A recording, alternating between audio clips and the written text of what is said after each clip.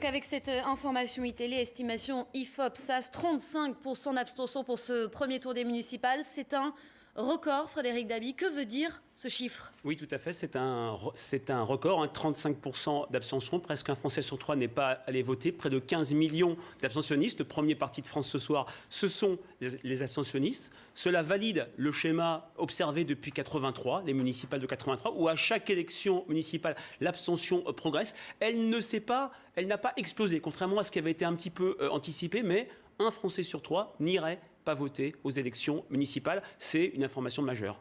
35% d'abstention, c'est donc un record pour ce type de scrutin. Oui, c'est un record. On est au record d'abstention à une élection municipale. Ça valide deux choses. Donc cette progression constante de l'abstention depuis 1983. Et puis ça valide le schéma de ce quinquennat et du quinquennat précédent. Rappelez-vous, en 2007, élection présidentielle, participation record à la présidentielle, à peine 9 mois après.